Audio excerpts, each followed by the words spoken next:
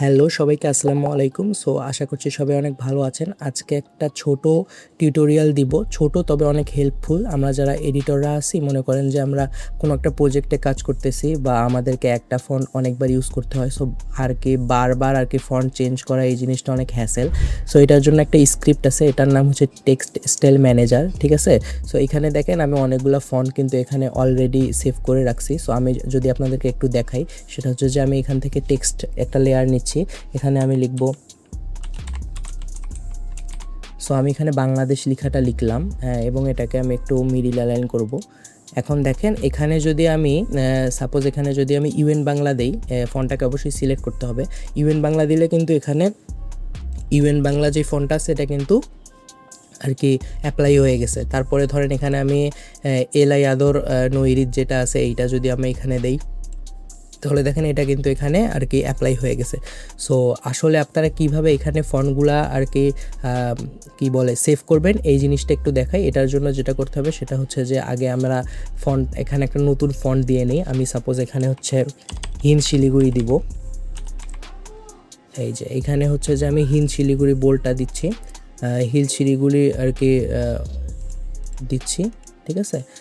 এবং এখন আমি এটা সেভ করার জন্য এখানে প্লাস আইকনে ক্লিক করব। এখানে দেখেন নতুন একটা আর কি লেয়ার সিলেক্ট হয়ে গেছে। এখানে আমি রাইট ক্লিক করার পরে এখানে হচ্ছে যে আমি অ্যাসাইন করব। অ্যাসাইনে যদি ক্লিক করি তাহলে এখানে দেখেন যে নতুন একটা পপ আপ আসছে। এখানে আমি ফন্ট, তারপর হচ্ছে ফন্ট সাইজ, কালার এইগুলো দিয়ে যদি আমি অ্যাসাইন করে দিই, আমার কিন্তু এটা অ্যাসাইন হয়ে গেছে। সো এখন যেটা করব, এখানে আমি একটা নাম দিব।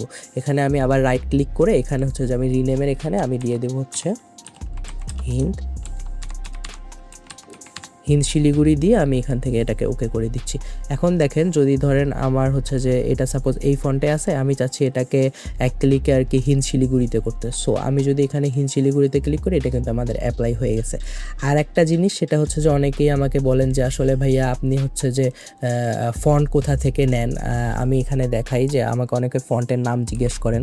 সো আমি এখান থেকে দেখাই, এটা হচ্ছে যে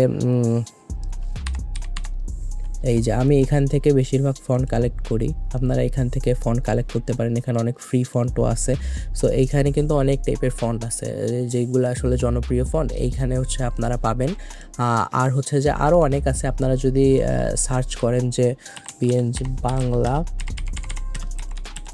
বাংলা ফ্রি ফন্ট লিখে যদি সার্চ করেন তাহলে দেখেন এখানে অনেকগুলো আছে। এখানে হচ্ছে ফ্রি ফন্ট আছে, তারপর হচ্ছে যে ফন্ট বিডি আছে, তারপরে হচ্ছে এখানে অক্ষর 52 আছে। সো আপনারা এই জায়গাগুলো থেকে আর কি বাংলা ফন্ট কালেক্ট করতে পারেন। এছাড়া এখানে আরও অনেক আর কি ওয়েবসাইট দেখতে পারবেন। সো এই 3টা ওয়েবসাইট থেকে আমি আসলে বেশিরভাগ আর কি ফন্টগুলো কালেক্ট করি। সো আর একটা কথা হচ্ছে যে আপনাদের যদি এই স্ক্রিপ্টটা প্রয়োজন হয়, অবশ্যই হচ্ছে যেটা করতে হবে সেটা হচ্ছে যে যদি আপনারা ফেসবুক থেকে দেখে থাকেন তাহলে হচ্ছে অবশ্যই পেজটিকে ফলো করতে হবে। আর হচ্ছে যে এই ভিডিওর নিচে একটা কমেন্ট করতে হবে স্ক্রিপ্ট লিখে, আর হচ্ছে এই ভিডিওতে একটা লাইক করতে হবে। আর যদি আপনারা ইউটিউব থেকে দেখে থাকেন অবশ্যই ইউটিউব চ্যানেলটা সাবস্ক্রাইব করবেন। আর হচ্ছে যে ইউটিউবের ডিসক্রিপশনে এটার ড্রাইভ লিঙ্কটা দেওয়া থাকবে এই স্ক্রিপ্টের। সো আপনারা দেখে নেবেন যে স্ক্রিপ্ট কীভাবে ইনস্টল করে আফটার ইফেক্টসে। সো এটা ইউটিউব থেকে দেখে নিলে আপনারা এটা ইজিলি ইউজ করতে পারবেন। So thank you.